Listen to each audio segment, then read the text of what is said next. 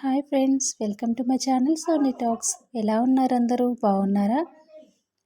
నేను ఈరోజైతే నా వీడియోలో నా మార్నింగ్ టు నైట్ రొటీన్లో బ్రేక్ఫాస్ట్, లంచ్, డిన్నర్ రెసిపీలలో ఏమేమి చేయబోతున్నాను అనేది మీతో షేర్ చేసుకోబోతున్నాను.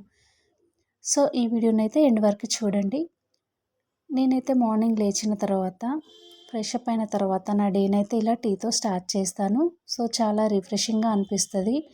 నాలా మార్నింగ్ లేచిన తర్వాత టీ తాగే అలవాటు ఎంతమందికి ఉందో కింద కామెంట్ సెక్షన్లో కామెంట్ చేయండి. నేను ఈరోజైతే బ్రేక్ఫాస్ట్లోకి మినప పునుగులు అయితే చేయబోతున్నానండి.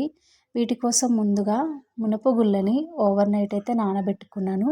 వాటిని ఒక 2-3 టైమ్స్ వాష్ చేశాక మిక్సీ జార్లో వేసి మరీ మెత్తగా కాకుండా కొంచెం బరకగా పట్టుకోవాలి.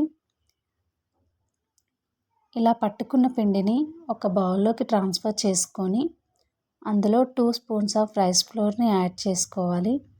అందులో సన్నగా తరిగి పెట్టుకున్న ఆనియన్, 2 పచ్చిమిర్చి, కరివేపాకు, కొత్తిమీర, కొద్దిగా సాల్ట్ అండ్ వంట సోడాని కూడా యాడ్ చేసుకొని కలుపుకోవాలి.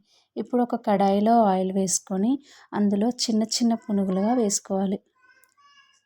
సో ఎంతో టేస్టీగా ఉండే ఈ పునుగులు అయితే రెడీ అండి. నెక్స్ట్ నేనైతే లంచ్లోకి తోటకూరనైతే చేయబోతున్నానండి. తోటకూరనైతే చాలామంది చాలా రకాలుగా చేస్తారండి. సో నేనైతే ఈరోజు నా స్టైల్లో తోటకూరని ఎలా చేయబోతున్నాను అనేది మీతో షేర్ చేసుకోబోతున్నాను. ఇందులో అయితే ఫస్ట్ ఆఫ్ ఆల్ నేను కొద్దిగా ఆయిల్ వేసుకున్న తర్వాత ఆవాలు, జీలకర్ర, క్రష్ చేసుకున్న వెల్లుల్లి కూడా వేసుకున్నానండి. ఒక 2 ఎండుమిర్చి, 4 పచ్చిమిర్చి,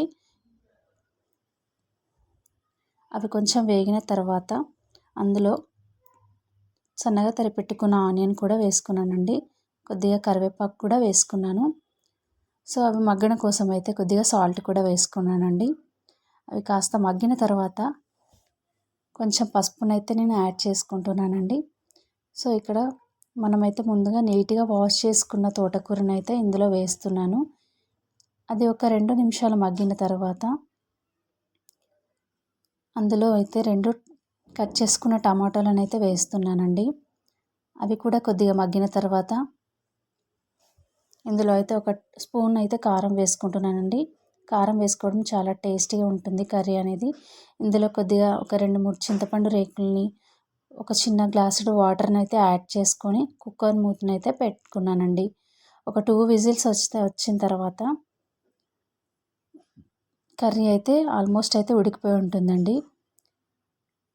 సో ఇందులో అయితే ఫస్ట్ ఎక్సెస్ అయితే వాటర్ ఉంటుంది కదండి, అది పోవడానికి అయితే ఒక 2 మినిట్స్ అయితే స్టవ్ మీద అయితే పెట్టానండి. ఈ వాటర్ అంతా ఎగిరిపోయిన తర్వాత ఇందులో లాస్ట్లో అయితే కొత్తిమీర వేసుకొని దింపేసుకోవడం అండి. చాలా టేస్టీగా ఉంటుంది. సో నేను ఈరోజు అయితే డిన్నర్లోకి అయితే చపాతీ అయితే చేయబోతున్నానండి. దీనికోసం ముందుగా నేను పిండిని అయితే మంచిగా కలుపుకున్న తర్వాత ఒక 1 అవర్ అయితే నేను మ్యారినేట్ చేయడానికి పెట్టేశానండి. ఇలా చేయడం వల్ల మనకు చపాతీలు అనేది చాలా సాఫ్ట్గా వస్తాయండి. సో నేనైతే ఇలా చేసిన తర్వాత వితౌట్ ఆయిలే కాలుస్తున్నానండి. ఎందుకంటే చాలా సాఫ్ట్గా ప్లస్ మంచిగా పొంగుతాయండి చపాతీలు. ఒకసారి ఇలా ట్రై చేసి చూడండి, చాలా సాఫ్ట్గా వస్తాయి చపాతీలు అనేవి. అండ్ ఆయిల్ కూడా వేయట్లేదు కాబట్టి చాలా హెల్తీ కూడా. నా వీడియో కనుక మీకు నచ్చినట్లయితే ప్లీజ్ లైక్ చేయండి, షేర్ చేయండి, కామెంట్ చేయండి అండ్ సబ్స్క్రైబ్ చేసుకోండి. థ్యాంక్స్ ఫర్ వాచింగ్ అండి. Bye bye.